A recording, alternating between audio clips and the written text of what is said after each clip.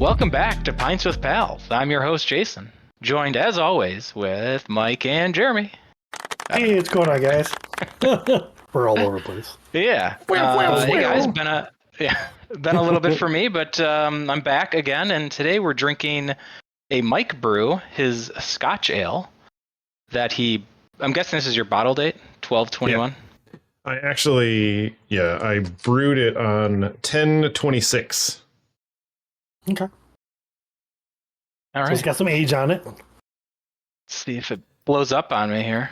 All right, here we go. Oh, actually. That's so loud. Oh, you got a hiss. It's always good. Smells delicious. Smells like a Scotch ale. Got a hiss.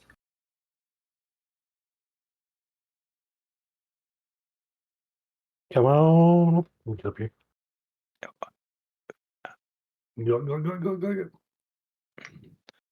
There's not a ton of head, but it never had a ton of head. Oh, that's not too bad. I poured it too flat, I think, or it's my cups. Maybe I got head. Okay, good. So it's actually cleared up. You can't really tell in here as much, but like the longer it sat on tap, the more clear it became. Yeah. You can see me through it. Yeah. It's weird because I was thinking a Scotch ale was supposed to taste like Dirty Bastard from Founders, and that's not what it's supposed to taste like. Yeah. It's a lot hoppier, like a chocolate hop or chocolate malt in it. Yeah, definitely smell it. The chocolate.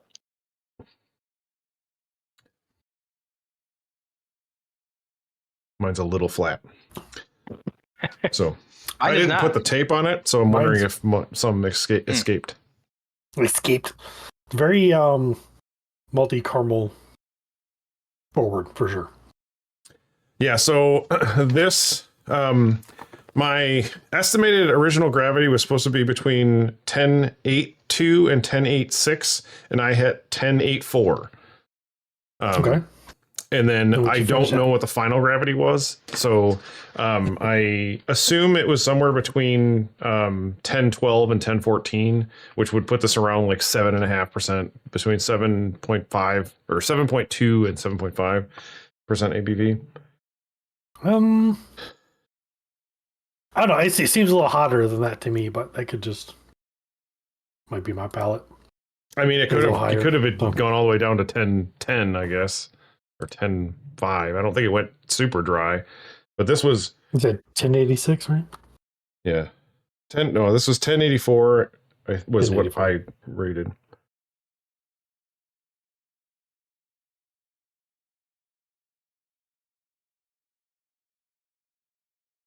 It's I'm trying to remember the last time I had Old Dirty Bastard, but I guess it kind of reminds me of it in a way. If I had to pick a flavor, I'd be like, oh yeah. And when you mentioned it, I can see it. Yeah, so even if you had 10-12, this would be a 9.5% beer.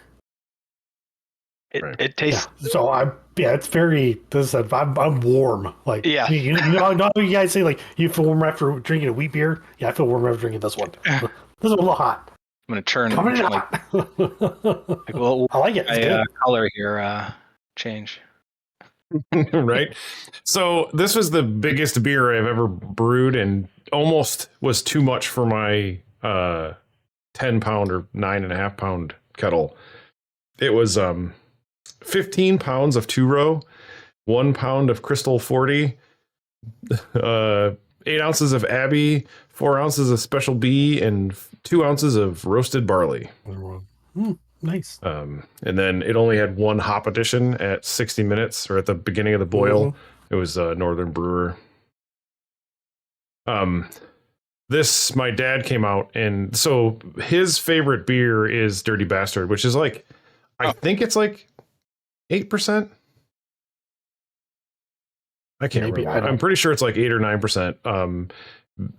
When the first time he'd had it, he knew that the beer was delicious, and he had like a 6-pack while sitting at a table, and then went to go stand up, and he's like, what in the hell is going on? So he didn't realize that he was drinking beer that we're like drinking like 2.5 to 3 beers per beer. So that was Have you guys ever had, I think it's called Ironstoke? Or Ironstoke? It's an Icelandic brewing company. Oh, I've heard of it, but I've not on the had side it. of it. So they have a wee heavy, and this tastes remarkably close to that one. So I think you did a very good job. Yeah. Like, so this tastes familiar. You told me, so like the picture, so it was a more beer thing. It's just kind of funny that their thing is the little Scotch Terrier. So I think that you had said that I could have brewed this and then I could have used the malt and then brewed another beer. I kind of wish I had done that just to taste what that other beer would have tasted like, because I like these flavors, but I don't want this much. So like this was a struggle for me. Like I saved there was a tiny bit of left in the keg, so I was just like, well, I'm not gonna drink it yet. I'm gonna save it for this episode. And then I went down to pour it and it was like, so this is what, 6 months almost later. When did I brew it? Yes. December 10, 26. Yeah. So it's quite a bit of time to sit in like the kegerator, but 5 months. It was hard to drink. You could have one and then you'd just be kind of drunk. Oh, I have a feeling that's what's going to happen tonight, boys. Yeah. I mean, Dirty Bastard is 8.5%. Do you know what was the IBUs on this? Did you? So the estimated IBUs for this, hold on, I just had it out. Ugh. So it was supposed to be an SRM of between 18 and 19, which I feel like it's a little darker than that. Maybe not. Then the IBUs is supposed to be between 19 and 23. 19 and 23? Yeah. If you brew it again, it'd be nice to compare with. I'm surprised your dad didn't compare this side by side. So I brewed this and a Kolsch at the same time, and then when they were done, we compared them side by side with Dirty Bastard and a Kolsch. Okay. And everybody except for my dad liked mine better, but I think that they were just being nice, somewhat. No. But the Dirty Bastard is very hoppy, so it's very bitter. 50. That's what I was asking. Yeah. Yeah. And I talked to a guy at a brewery, and they said that it's not supposed to be. So the real story behind like Scotland and like you couldn't get hops in Scotland, so they would basically just not use them. So like for it to be hoppy doesn't make any sense for the most part, because they were in war with England. So like the way they got their hops were from England, so they just used whatever they could do. So that's why it's the northern. There's only one hop edition, and it's early, so it's not very hop forward. But no, it's perfect. This was my third beer ever, and I felt like it was right on point, so I was happy with it. Right on point. He did a very good job, especially because the OG was like in the span that they gave me. I felt very accomplished. Although I did actually write notes for this one while I was doing it, because it was I was struggling because the mash stuck, and I didn't know what that was. What temperature you used? Was it 154 or 152? Okay. So I mashed at 152 and then boiled at like it wasn't even 212. I boiled at like what was like 217 or something, because it wouldn't. I had to like keep heating it up because there was so much sugar dissolved in this thing. It was nerds. What's that word again? Nerds. I don't know what that means. I'm not that cool. It's nuts. Okay. Yeah, mash time 1 hour, boil time 1 hour. And I did boil it with the lid on for 40 minutes, and I was afraid of the DMS. So this is the one that you were like, you're not supposed to boil with the lid on. I was like, oh shit, I might have messed it up. And then I said I might want to sparge with 1 gallon so that I could lower the amount in the kettle to begin with. But it was hard to mix the grain because I had to sit there and like mess with it because it wasn't draining. Yeah. Double bubble, toil and trouble. Lisa, can I have some more? Get over, Oliver. Yeah, so this is definitely. I don't know. I feel like it's more of a wee heavy, I guess, Scotch ale, right? Because I don't know. There's like a fine line between like a Scotch ale and a wee heavy. Like Scotch ales are definitely lighter than lower in ABV for one, but it also goes back if you look at the Scotch ale 80, which is like name 80 because it calls 80 shillings or some bullshit like that, and some weird history around that one too. But I definitely like it. I think it's a wee heavy myself, just because how strong of the alcohol is present and stuff like that. Oh yeah. Yeah, I don't know what the difference is. I just used the kit that they sent me. They called it a Scotch ale, so I called it a Scotch ale. And then when I go to a brewer meeting, they're like, "Well, this is," and you doing what you're doing. I'm like, here's the stuff that I did. This is what it turned out to be like. I enjoyed it. Whatever you guys say. Yep, that sounds great. I just like the taste. Delicious. Yeah. Right. So this was me wanting to like brew. Like I'm like, well, if I'm going to brew a heavy beer.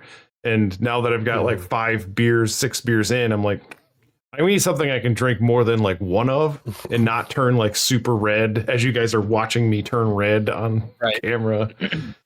So like I'd have one of these and then one Kolsch. And the Kolsch was still like close to 6%. I'm like, okay, well that's not even, I can't crush that either. Like I'll just die. You got to do, I know Jeremy, you've been talking about it, but making a Radler. And I think Mike, your wife would like that because she likes, what is it? The shandy, not shandy, the soft parade shandy. Yep. Which I think a Radler would be close to because it's lemonade. Yeah. Yeah, be simple for sure. So I don't know if I love this one.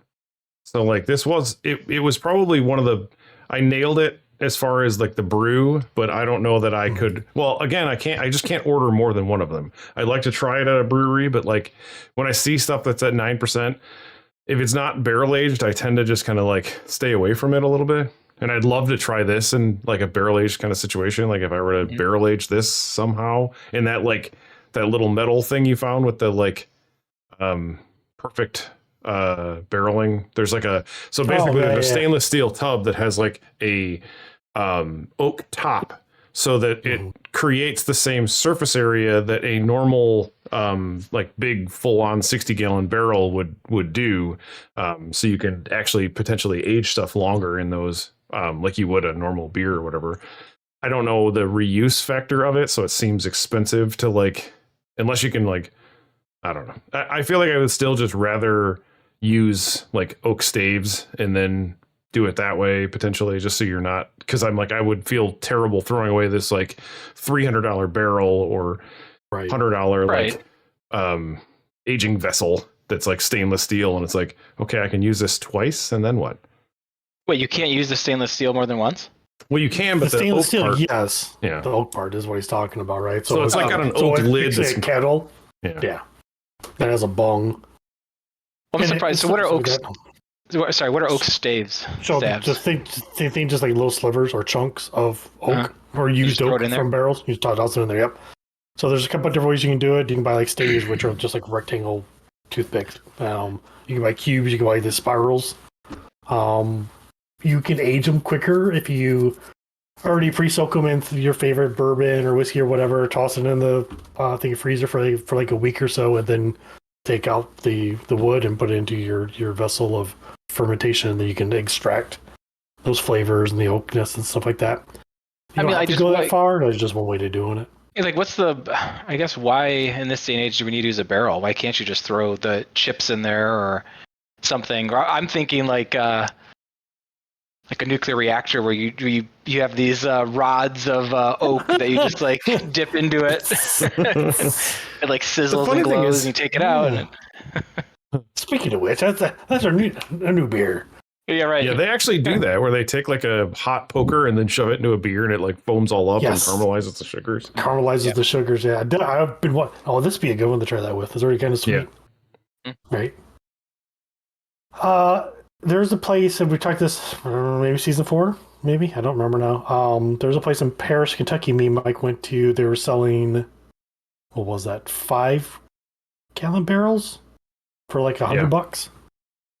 So it wasn't very expensive. It's not horribly far. It's like 4-hour drive, 4.5-hour drive, something like that. That might be a fun little experiment. I would like to see what your Saison experiment tastes like. I don't know. My biggest fear, like I said, it had nothing but sours in there forever. And they cleaned it. They used, I forget what chemical you used to kill it, but I feel like that yeast just lives in the wood fibers and just not going to get it all out. So I think it's going to be very funk, sour and funk. Yeah, don't think I want to care for it too much, but I'll try it. I brewed a really high Saison, so hopefully combat some of that craziness.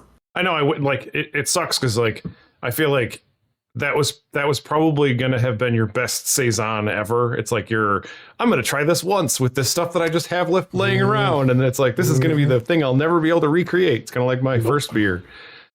It's like, damn it, not at all. So I'm gonna rate my own beer at like a 3.75 just because I like the flavor, but I don't think it's not crushable enough for me. You guys are already marking it. I like it. I'm giving it a 4. I mean, I like it, but the same thing. I don't know that I want more than 1. Which is that? Should I rate it against it? I don't know. It's good beer. Yeah. I think that's kind of why I rated mine a little bit lower because I'm like, I can only ever drink 1, and it's good when I have it, but I usually want more than 1 beer, I guess. Well, I'm going to give it a 4. I'm going to rate it for what it is. I don't care if I have 1 or more of them. The one I have is totally fine. Yeah, it's definitely not crushable. I mean, I guess it could crush 1 and be done for the evening. Right. But no, I think it's great. I think you did a very good job. Staying within the numbers is always the most difficult part. I find a brewing. I can't tell you how many times my brothers have before, like, I'm either way over or I'm way under, and you got to make some quick decisions on how to combat that. If you're way over in your number, you got to add water to thin it out. If you're under, you got to boil more to bring it to where you want it to get to. So it's always kind of tricky. And if you're hitting numbers right off the bat, then you're doing a great job. You're definitely more ahead of the game than I am. Well, I think that's because today. So the 45 minutes of boiling with it covered, I didn't lose nearly as much water as I was expecting to lose. I ended up, so I started with 6.5 gallons of water, and that like with like 18 pounds of grain or whatever it ends up being, was like this far away from the top of my kettle, and I'm like, uh-oh.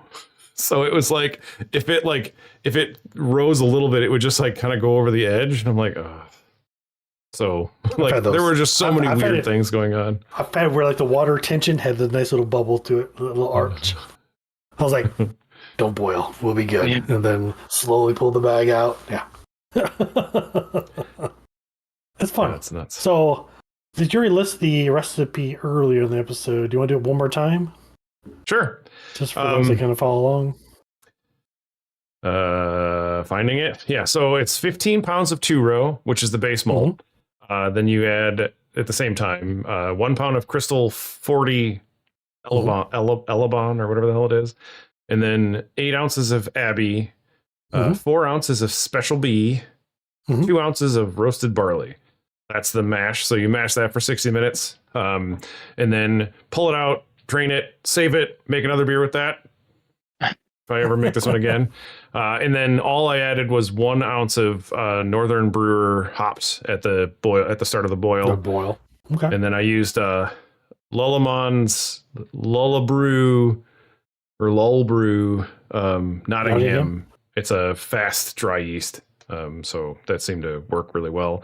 I felt like it was done like aging in a I didn't take any notes for that, but it was done. I think I just waited 2 weeks. I did this one under pressure. So I think that kind of changed up some of the flavors too, and that might be why it tastes more like a wee heavy than even a Scotch ale potentially, because it didn't let the yeast kind of shine as much as it probably could have. Yep. Great job. Delicious. Kudos to Mike. Thanks. Hey, this made me happy. Unlike the beer that I might have... I ruined it once, and I may have ruined it again. Oh. So we'll talk about that a little bit later. I'll bottle some to send it to you guys. Can I use it? You guys aren't lactose intolerant, right? Yeah, I am. Oh, yeah. You'll definitely get the shits then. I'll take a lactate before. Birthday too. Yeah, but this was fun. I got to spend time with my dad, and he asked a lot of questions, which is really cool. If you listen to this, Dad, this was a fun time, and I'd like to do this again. It was nice to just kind of sit and like hang out, because it's like a 4 or 5 hour process. So from start to finish, but it results in a beer that's drinkable. So I guess that works. Bonus. Yeah. Well, I think on that note, if you guys, I don't know. Thanks for tuning in. That's what I was looking for. Where are my notes? This is a strong beer. Woo! It is strong. Please drink responsibly. I'll go and put my one in there. Yeah. Go have a pint with your pals. Subscribe. Yeah. That's it. Yeah. Like, comment, subscribe. Let us know what we should drink next, or let Mike and Jeremy know what they should brew next. Heck yeah. Yeah. So until then. Cheers. Cheers. Cheers. Thanks all.